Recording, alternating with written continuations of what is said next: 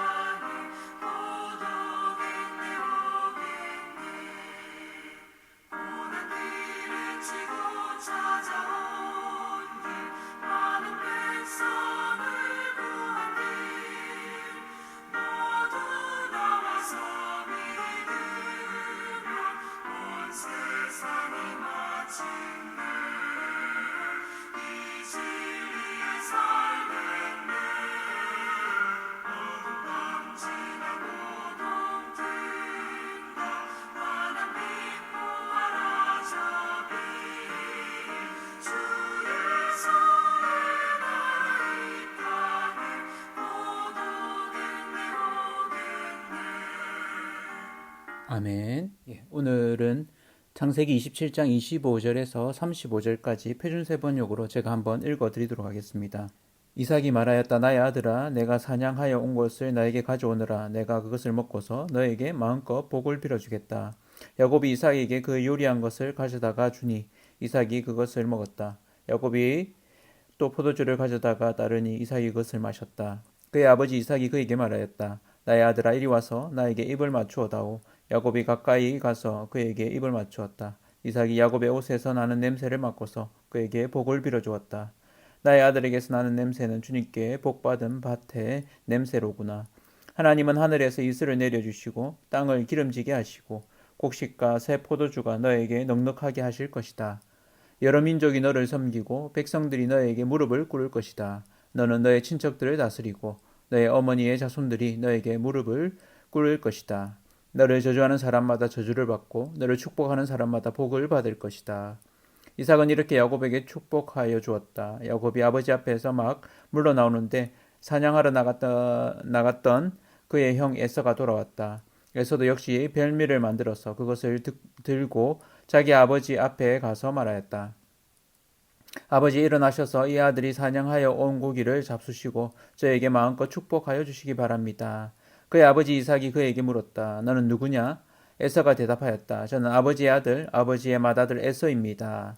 이삭이 크게 충격을 받고서 부들부들 떨면서 말을 더듬거렸다. 그렇다면 내가 오기 전에 나에게 사냥한 고기를 가져온 게 누구란 말이냐? 내가 오기 전에 내가 그것을 이미 다 먹고 그에게 축복하였으니 바로 그가 복을 받을 것이다. 아버지의 말을 들은 에서는 소리치며 울면서 아버지에게 애원하였다. 저에게 축복하여 주십시오. 아버지 저에게도 똑같이 복을 빌어 주십시오. 그러나 이삭이 말하였다. 내 동생이 와서 나를 속이고 내가 받을 복을 가로챘구나. 예, 오늘은 하나님의 뜻이 이루어진다라는 제목으로 말씀을 나누도록 하겠습니다. 가끔은 내 뜻과 하나님의 뜻이 충돌할 때가 있죠. 때로는 하나님의 뜻을 잘 모를 때도 있죠. 그럴 때 좀 어떻게 결정합니까? 말씀의 기준에서 결정을 해야겠죠. 오늘 사실은 오늘 이 본문이 있기 위해서는 창세기 25장 23절 마지막 절에 있는 부분에 있는 큰 자가 어린 자를 섬기리라. 사실은 리브가가 쌍둥이를 임신하고 그 태에서 서로 싸우는 것으로 인해서 하나님 앞에 간구했을 때 하나님이 주신 말씀이었습니다. 큰 자가 어린 자를 섬기리라. 에서가 야곱을 섬기게 될 것이다.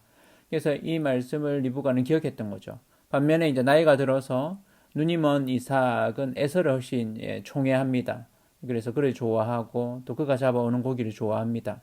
그래서 에서로 하여금 나가서 고기를 잡아오면 내가 너에게 축복하겠다 이렇게 얘기합니다. 이 이야기를 아내 리브가가 듣고 야곱을 불러서 고기 음식을 준비해서 들여보냅니다.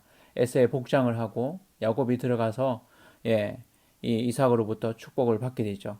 이삭이 처음에는 야곱이 좀 잘 못 속였던 것 같아요. 목소리를 듣고는 이게 에서의 목소리가 아니고 야곱의 목소리다. 그런데 복장으로 또 냄새로 인해서 에서의 냄새를 느끼게 되죠. 그래서 결국 축복해 줍니다. 이 말씀을 보면서 때로는 이런 생각도 듭니다. 하나님의 뜻을 이루기 위해서 정당하지 못한 방법으로 하는 게 이렇게 그게 인정이 될 수 있는가? 이런 질문이 들기도 합니다. 속임의 방법은 정당하지 않습니다. 그것이 중요한 것은 아닙니다. 그런데 하나님은 때로는 그런 속임에도 불구하고 하나님의 뜻을 이루신다는 것입니다. 그러니까 이 부분을 보면서 리브가가 이렇게 기억했던 하나님의 말씀, 반면에 이삭은 하나님의 그 말씀을 기억하지 못하고 오히려 자기의 어떤 사적인 감정, 큰아들을 더 좋아하는 그 마음이 이렇게 표현되어서 하나님의 뜻을 이루기보다는 자기의 감정대로 이렇게 하는 모습을 봅니다. 그리고 당시에는 보통 이렇게 장자에게 축복하는 것이 보통이었기 때문에 그렇죠. 이삭의 망각에도 불구하고 하나님의 뜻이 이루어진다 이렇게 본다면 완전히 좀 달라지죠, 판세가. 그래서 이삭이 야곱을 축복하게 됩니다. 이 고대에는 이 말의 위력이 굉장히 큽니다. 마치 뭡니까? 이렇게 한 번 말한 것은 다시 주워 담을 수 없다. 이렇게 번복할 수 없다. 이런 거죠. 그러니까 말 자체가 가지고 있는 위력이 있었던 거죠. 그 당시에는 글로 쓰는 게 아니기 때문에 지금 우리 글로 쓰고 도장으로 찍고 이렇게 하는 부분들이 가진 위력처럼 말이 가진 위력이 있습니다. 야곱을 향한 축복 세 가지를 하죠. 땅의 풍성함, 또 열국을 다스리는 축복, 또 하나님의 보호하심 이 세 가지를 축복합니다.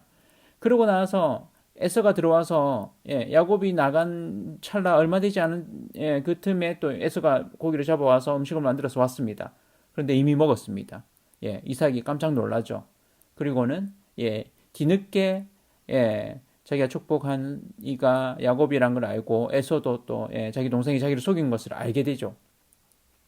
이런 일련의 과정, 한편으로는 한 집안에 있지만 애증관계가 이렇게 좀 맞물리는 이런 지점들을 보게 되는데 그런 속에서도 하나님은 하나님의 뜻을 이루어 가시는 것을 보게 됩니다.